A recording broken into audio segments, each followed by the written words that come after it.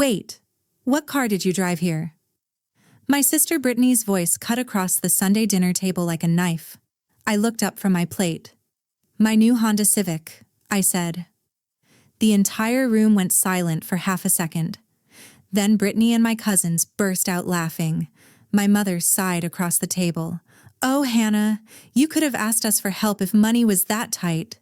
I felt my hand tighten around my keychain in my pocket. 3 keys. They hadn't noticed yet. My name's Hannah Lewis, and I'm 26 years old. To my family, I'm the practical one, the one who works in car sales.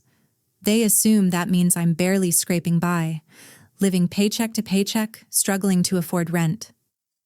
My sister Brittany? She's the star. She got a full ride to a private university.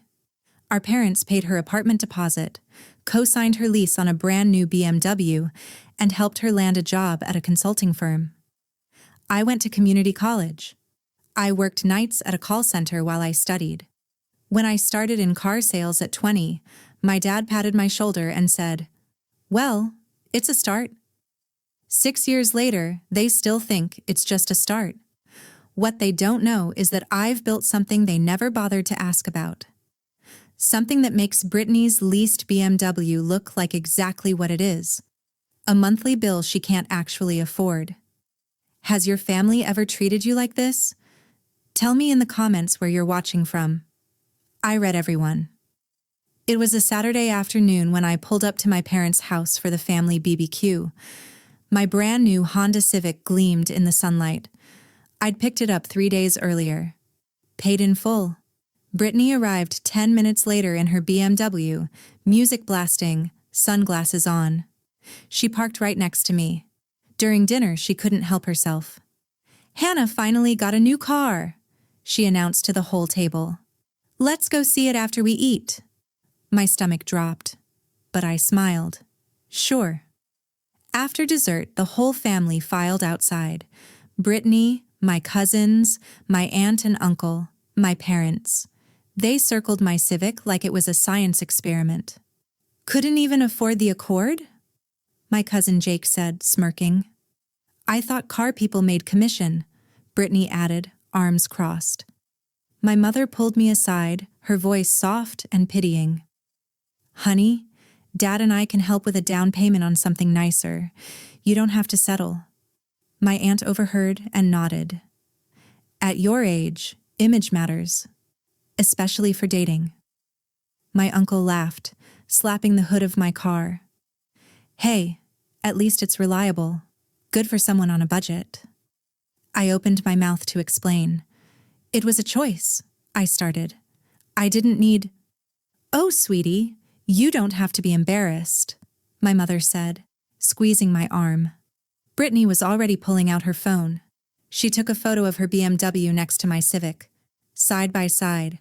Then she posted it to Instagram with the caption, "Some people's life choices."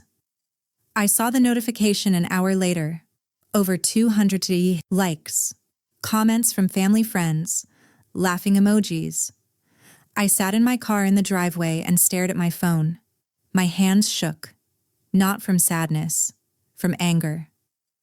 A week later, I opened Instagram and saw photos from a family dinner at the Capitol Grill, an upscale steakhouse downtown. Brittany, my parents, my aunt and uncle, my cousins, everyone was there, except me. I hadn't been invited. I called my mom. "Oh, honey," she said gently, "we didn't want to make you uncomfortable. We know you're watching your budget now." "You could have asked me. Your father paid for everyone. It was over $60 a steak. We just didn't want you to feel pressured." I hung up. Then I saw the family group chat. I'd been muted. But I scrolled up. My aunt had written, "Should we invite Hannah? She might feel left out." My mother replied, "I think it's better if we don't. She's been stressed about money." Brittany added, "Yeah, she'd probably just say no anyway." I put my phone down and stared at the ceiling. They didn't ask. They decided for me. 2 weeks later, it got worse. My cousin's birthday party. My uncle stood up to give a toast. Some of us are doing better than others this year, he began, grinning at Brittany. Brittany just made senior analyst at her firm. Let's hear it for her. Everyone clapped. Brittany stood and took a little bow. Then my uncle added, still holding his glass high. And Hannah's still selling cars. Every family needs someone humble, right? Awkward laughter rippled through the room. My face burned. I looked at Brittany. She didn't defend me. She smiled. That night, Brittany texted me. Hey, my friend Madison is looking for a car. Can you get her wholesale pricing? I already told her you'd help. I stared at the message. I can't do that, I typed back. That's not how it works. 3 dots appeared. Then, wow. So you can't even help family? What's the point of your job? 20 minutes later, my mom called. Hannah, why are you being difficult? This is networking. You should be helping Brittany's friends. It's not about being difficult. You're making this a bigger deal than it needs to be. She hung up. I sat on my couch, phone in my lap. My work wasn't respected. My boundaries weren't either. But what they didn't know, what none of them knew, was that my phone had been buzzing all month. During family dinners, during the BBQ, during the birthday party. I'd silenced it every time. Just work stuff, I'd say. They'd smirk like they knew better. But those texts, they weren't from customers. They were from the regional director. And from Patricia, my mentor and the senior sales director. I'd casually mentioned once that I was busy next month. My dad barely looked up from his phone. Busy with what? Test drives? I didn't correct him. But the truth was, I was being promoted. General sales manager, luxury division. My keychain had 3 keys. 1 for my Civic. Paid, off in full. 1 for my 2-bedroom condo, which I owned outright. And 1 master key to the luxury lot at Premier Motors. The Civic wasn't a compromise. It was strategy. I was closing on my second investment property in 3 weeks. And through work, I had access to any luxury car on the lot for client meetings. I almost told my mom once, but Brittany interrupted to talk about her own promotion. So I stayed quiet. Patricia called me on a Tuesday afternoon. You ready for the official announcement? She asked. I hesitated. I don't know. My family thinks I'm failing. Patricia laughed. You're 26, about to manage 30 people, and they think you need help? I told her about the car, about the Instagram post, about the dinner I wasn't invited to. You bought the Civic because you're smart, Patricia said. Let them figure it out. That night, I checked the family group chat. My aunt had written, should we stage an intervention? Hannah seems really down about money. My mother replied, I'm worried. She's too proud to ask for help. Brittany. She's always been stubborn. The next morning, my father sent a message to the whole family. Mandatory Sunday dinner this week. We need to talk about everyone's future. I knew exactly what that meant. An intervention. For me. Patricia texted, want me to come for support? I typed back, no. I need to do this myself. I decided right then. I'd tell them about the promotion, on my terms. Sunday came. I walked into my parents' house and found the entire family waiting in the living room. My stomach twisted. My father gestured to the couch. Hannah, sit down. We want to talk about your career path. My mother's voice was gentle. We think you might be stuck, and that's okay. Brittany leaned forward, hands clasped. My company's hiring admin assistants. Steady pay, benefits, no commission stress. My uncle nodded. Better than worrying about car payments you can't afford. I took a slow breath. I can afford my car just fine. Brittany scoffed. Really? Then why'd you buy the cheapest model? I stayed calm. Because I also bought a 2-bedroom condo, and I'm closing on a rental property next month. Dead silence.